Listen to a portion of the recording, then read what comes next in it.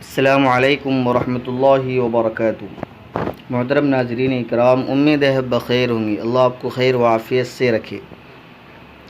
ناظرین، آج ہم بات کریں گے کسی کو تکلیف دینے کے متعلق، اس کا کیا انجام ہے، اس کا کیا وبال ہے، اس کے نقصانات کیا ہیں، اور ایذا رسانی، کسی کو تکلیف دینا جون سے طریقے سے، آیا پڑوسیوں کے متعلق ہو یا کسی کو بیجا تکلیف دینے کے متعلق ہو، اس پر پیارے آقا صلی اللہ علیہ وسلم کا کیا ارشاد ہے، اس کے لیے کیا وعید ہے، اور جو اچھے عمل کرتے ہیں ان کے لیے پیارے آقا صلی اللہ علیہ وسلم کا کیا ارشاد، ان پر انعام کیا ہے۔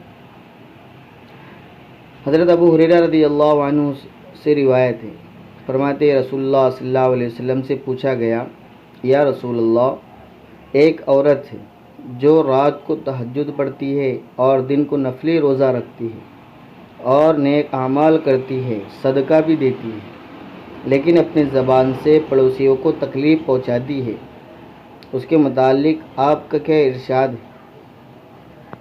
اس کے متعلق آپ کا کیا ارشاد ہے ایسے عورت کے تعلق سے؟ رسول اللہ صلی اللہ علیہ وسلم نے فرمایا کہ اس عورت میں کوئی خیر نہیں ہے اور یہ عورت جہنمیوں میں سے، نماز پڑھتی ہے، صدقہ کرتی ہے، روزہ رکھتی ہے، لیکن پڑوسیوں کو تکلیف پہنچاتی ہے، تو پیارے آقا نے فرمایا اس میں کوئی خیر نہیں اور یہ عورت جہنمیوں میں سے۔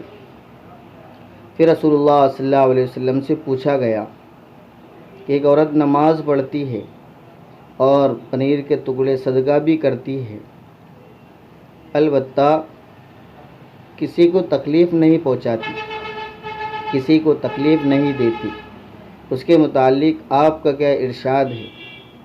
رسول اللہ صلی اللہ علیہ وسلم نے اس عورت کے متعلق فرمایا کہ یہ عورت اہل جنت میں سے ہے، یعنی جنت والوں میں سے ہے، یعنی کسی کو تکلیف نہیں پہنچاتی ہے۔ تو کہا کسی کو تکلیف پہنچانا، کسی کو تکلیف دینا، چاہے پڑوسی ہی کیوں نہ ہو، فرمایا کہ وہ جہنمیوں میں سے ہے۔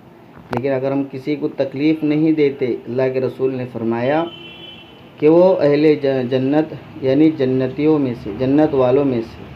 تو ناظرین، آپ کو ہماری ویڈیو پسند آئی تو آپ چینل پر نہیں ہیں تو آپ سبسکرائب کریں اور لائک، کمنٹ، شیئر ضرور کریں۔ والسلام علیکم ورحمۃ اللہ وبرکاتہ۔